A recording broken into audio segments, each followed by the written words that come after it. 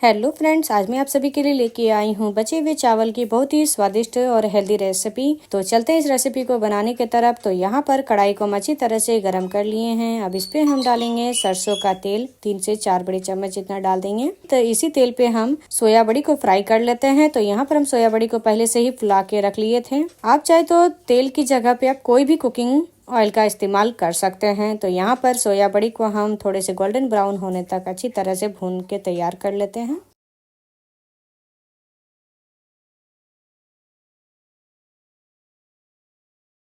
और यहाँ पर सोया बड़ी जो है वो बहुत ही अच्छी तरह से गोल्डन ब्राउन हल्के से हो गई हैं। तो इसे अब हम एक प्लेट पे निकाल लेते हैं।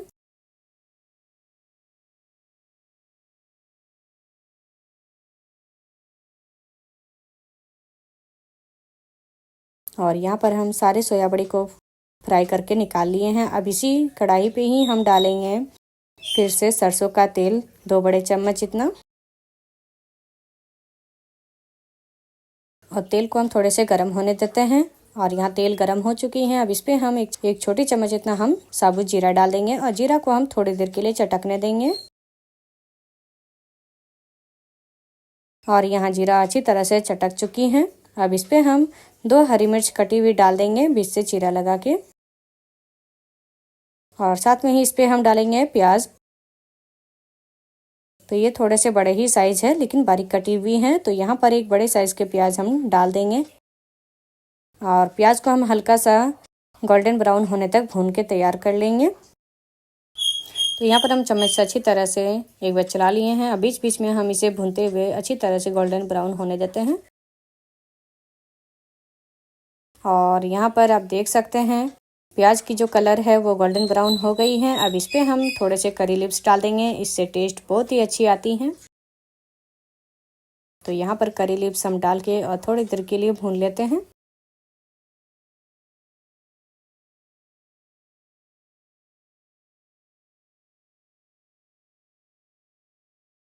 तो यहाँ पर करी लिव्स अच्छी तरह से भून चुकी हैं। अब इस पे हम बारीक कटे हुए टमाटर डाल देंगे।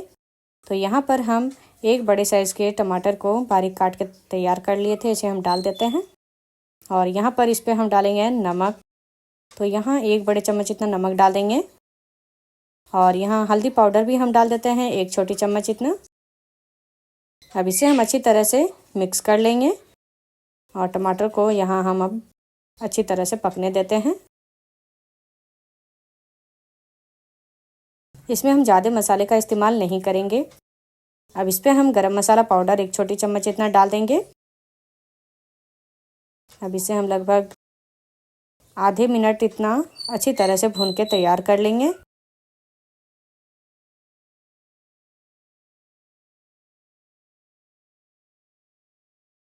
तो यहाँ पर आप देख सकते हैं टमाटर जो है वो बहुत ही अच्छी तरह से गल चुकी हैं और मसाले बहुत ही अच्छी तरह से भून चुके हैं। तो यहाँ पर हम अच्छी तरह से एक बार मिक्स कर लिए हैं। अब इस पे हम फ्राई किए हुए सोया बड़ी डाल देंगे। अब इसे हम चलाते हुए अच्छी तरह से भून के तैयार कर लेते हैं मसाले के साथ में।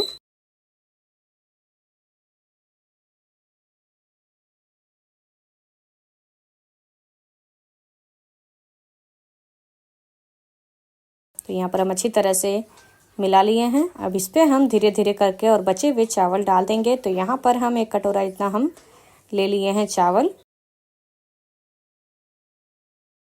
तो ये बड़ा सा बाउल है, इसी पे हम तो यहाँ पर अभी हम आधे चावल डाले हैं।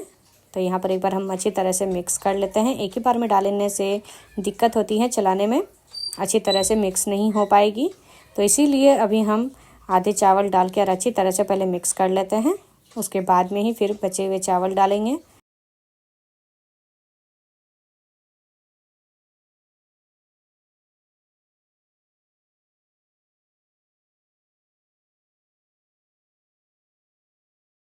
अब यहाँ पर जो बाकी के बचे हुए चावल है वो हम डाल देते हैं।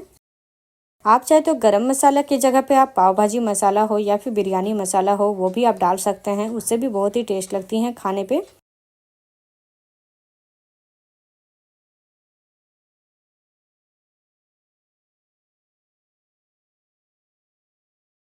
तो यहाँ पर हम सारे चावल डाल दिए हैं। अब इस पे हम डालेंगे हरी धनिया थोड़ी ज़्यादा मात्रा में। अब इसे हम फिर से मिक्स कर लेते हैं। तो इसे हम लगातार चलाते हुए लगभग 1 से 1.5 मिनट तक अच्छी तरह से भूनेंगे। तो यहाँ पर लगभग 1 से 1.5 मिनट हो गई हैं और ये चावल जो है बहुत ही अच्छी तरह से मिक्स हो गई हैं।